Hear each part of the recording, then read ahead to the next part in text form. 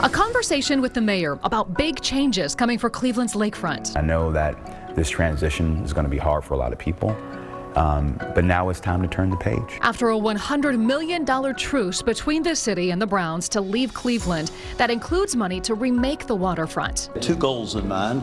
One was to take care of our fans, and the second one was to do what was best for Northeast Ohio, and we think we've fulfilled those goals. I know a lot of members on this body believe that $100 million is not enough. A deal that sparked both debate and a push to close Burke Lakefront Airport.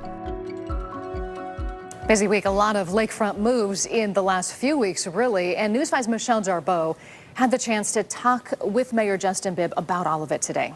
That's right. The mayor said he's getting mixed reactions from people in the city and members of city council. But he believes this deal is the best thing for Cleveland. I think the biggest thing it gives us, and you really can't put a price tag on this, is certainty, certainty, certainty.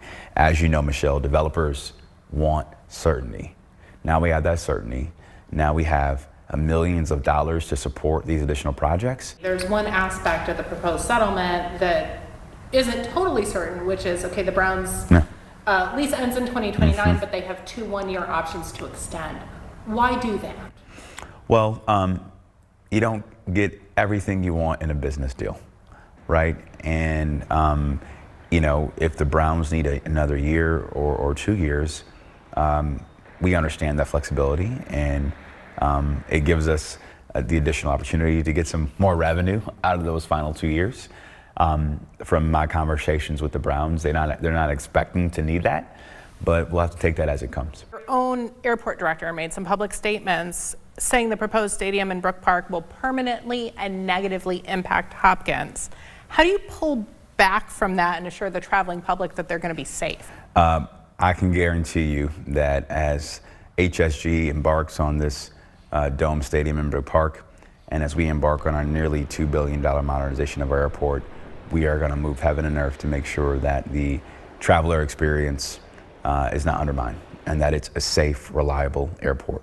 That's why this partnership is very important. Some people have said, oh, well, was that all just posturing?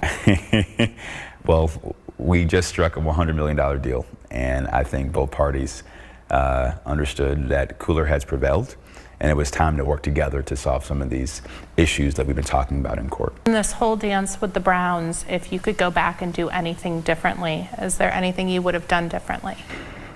I probably would have contemplated a bigger, more outsized role for the state.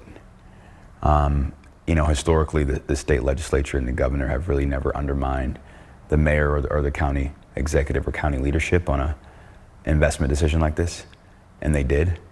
I didn't anticipate that. Do you have any sense of how long it could take you to actually? No idea.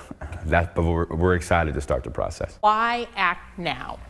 Well, listen, we got some initial support and some initial earlier conversations and feedback from Secretary Duffy and our federal delegation that they're open to the idea. And so I got to strike while the fire's hot. And I will say to the Haslam Group's credit, they've been helpful with some of these conversations. Now, I also checked in with Haslam Sports Group about Burke, and a spokesman told me they're willing to advocate for closing the airport and working with the city on anything that helps with Burke, regional infrastructure needs, the lakefront, and improving Hopkins.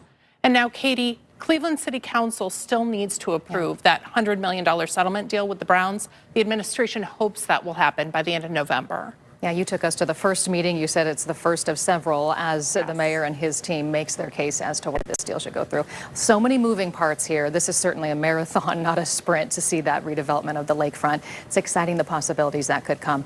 Thank you so much for continuing to give us more and more insight as this develops. Michelle Jarboe, thank you. Thank you.